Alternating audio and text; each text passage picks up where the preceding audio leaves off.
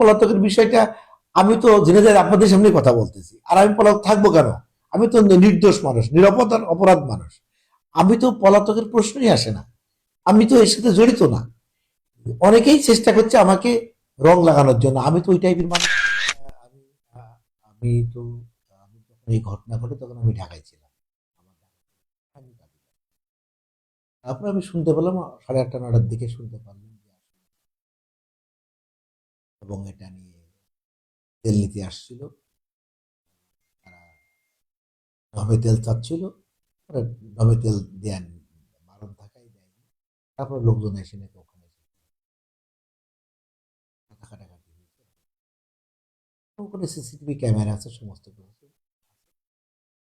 তো আমি শুনলাম, তো তারপরে ওই ছেলেটা, ওর লোকজন ছেলে পেলে ওখানে আসে, আসে ওখানে চলে যায়, চলে যায় নাকি মেসেজ আসার পরে তার হাসপাতালে নিয়ে যাওয়া হয়, তারপর নাকি সে মারা যায়। অবশ্যই আমি এই হত্যাকাণ্ডের আমি তীব্র নিন্দা জানাই। আমি চাবো না যে একটা নিরীহ মানুষ বা কোনো মানুষ কোনো ঘটনায় সে নিহত হোক বা আহত হোক। আমরা আমরা এই নীতিতে বিশ্বাস করি, ব্যবসা করি। এবং তারপরে তাদেরকে অ্যারেস্ট করা হয়েছে। সঠিক তদন্ত হয়ে যেটা হবে সেটা তদন্তের সুষ্ঠু তদন্তের মাধ্যমে বিচারক, এটা আমি চাই। এটা আমার ব্যক্তিগত কথা, যে আমি কারোর পক্ষে না, আমি ন্যায়ের পক্ষে। আর একটা গুঞ্জন শুনছি যে আপনি নাকি এই ঘটনার পর থেকে আপনি পলাতক ছিলেন। এই বিষয়ে আসলে কিছু বলবেন? দুঃখজনক কথা যে আমি, এই ঘটনা তো আর আমার না।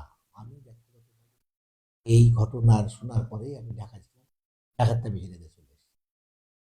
এবং আমি পলাতক থাকার প্রশ্নই আসে না। আমি কেন? আমি তো নিজে সে জড়িত না, আর আমি এটার সাথে তো নিজে কখনো এই কাজ তেল তো আমি দিই না, আমার কর্মচারীরা দেয়। এবং আমি এখানে ঝিনাইদহবাসীর কল্যাণে, সাধারণ মানুষের কল্যাণে, বেকারের কল্যাণে আমি এখানে বিভিন্ন ব্যবসা প্রতিষ্ঠান করেছি, যেখানে খেয়ে পরে মানুষজন বাঁচছে। আমার উদ্দেশ্য মানুষকে সেবা করা, আমার উদ্দেশ্য মানুষকে সহযোগিতা করা। আমি এখানে জড়িত, আমার কেন? আমি চিনিও না এদেরকে। আমি এই মানুষগুলোকে চিনি না, এই বাচ্চা ছেলেদেরকে আমি চিনিও না কে কোথায়। অতএব আমার প্রশ্নই আসে না, আমার অতীতটা বলে না। মানে পলাতকের বিষয়টা আসলে আপনি কি মানে যারা এই যে গুঞ্জন উঠেছে লোকে আপনি পলাতক ছিলেন? এটা হচ্ছে ব্যক্তিগত তার স্বার্থ থাকতে পারে, পছন্দ অপছন্দ থাকতে পারে। আমি যে এক সময় নির্বাচন করেছিলাম নিরপেক্ষভাবে, আমি কোনো দলের না, আমি কোনো আওয়ামী লীগ বিএনপি কোনো দলের না, তারপরেও আমাকে বিভিন্ন ট্যাগ লাগানো হচ্ছে।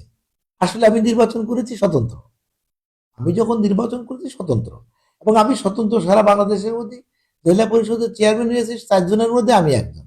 এবং আমার সেখানে আমি কনকবাবু আওয়ামী লীগের ক্যান্ডিডেট ছিল, আমি স্বতন্ত্র ক্যান্ডিডেট ছিলাম। আপামর জনগণ আমাকে ভালোবেসে ভোট দিয়ে নির্বাচিত করেছে। অতএব আমি কোনো দলের সমর্থন করা, কোনো দলের পদে থাকা, আমি পলাতক থাকা, আমার তো পলাতক প্রশ্ন নেই। আমি সামাজিক মানুষ, আমি সমাজসেবক মানুষ, আমি সব ব্যবসা করি। আমি এখানে পলাতক থাকবো কারণ আমার তো কোনো, আমি নির্দোষ মানুষ, আর এই কাজের সাথে আমার কোনো সম্পৃক্ততা নেই, আমি জানিও না। আর আর যে কথা রিপুল পলাতকের বিষয়টা আমি তো জেনে যাই আপনাদের সামনে কথা বলতেছি, আর আমি পলাতক থাকবো কেন? আমি তো নির্দোষ মানুষ, নিরাপদ আর অপরাধ মানুষ। আমি তো পলাতকের প্রশ্নই আসে না, আমি তো এর সাথে জড়িত না। অনেকেই চেষ্টা করছে আমাকে রং লাগানোর জন্য, আমি তো ওই টাইপের মানুষ না। আমি দায়িত্বশীল মানুষ, আমি একটা 62 বছর বয়স্ক মানুষ। আমি এই ধরনের কাজ কেন করব? আমার তো করার কোনো দরকার নেই। আর আমার সাথে তাদের কোনো সম্পর্ক ভালো ছাড়া খারাপ না, আমি চিনিও না তাদেরকে। অতএব আমি এটা বলি, যারা বলছে সম্পূর্ণ উদ্দেশ্যমূলক ভাবে, আমি তীব্র প্রতিবাদ করি, নিন্দা জানাই, এবং একটা সুষ্ঠু তদন্ত করে বিচারক, এটা আমি চাই। পরে একটা ঘটনা ঘটলো এখানে আপনার বাসায় অগ্নিসংযোগ ভাঙচুর বা আপনার পাম্পে একটা বাসে হচ্ছে গিয়ে অগ্নিসংযোগ করছে যে লাইন এবং রয়্যাল সহ আরো 3 লাইন। তো এই যে লাইনটা আসলে মূলত কার এবং এই বাসগুলো কার আপনার? আমি একটু বলি যে আমি এই ঘটনা ঘটার পর আমি তখন ঢাকায়। তো ঘটনা ঘটার পরে আমি আমার হামদোর বাড়িতে, ওখানে কোরাল দিয়ে কুপিয়েছে, গেট ভাঙচুর করেছে। তারপর ওখানে পুলিশ দিয়ে ওখানে নিবৃত করাইছে। তারপরে যে আমার আরাপপুরের ফিলিং স্টেশন, ওখানে যে ভাঙচুর করেছে, সমস্ত কিছু লন্ডভন্ড। তারপর আসলাম ওই দিনকে রাত্রি, যে লাইন যেটা, যে লাইন সহ রয়্যাল আছে, যে লাইনটা আমার ছিল একসময়, এখন আর আমার না। এখন আমি জাহাঙ্গীরের নামে একজন, ওর আমি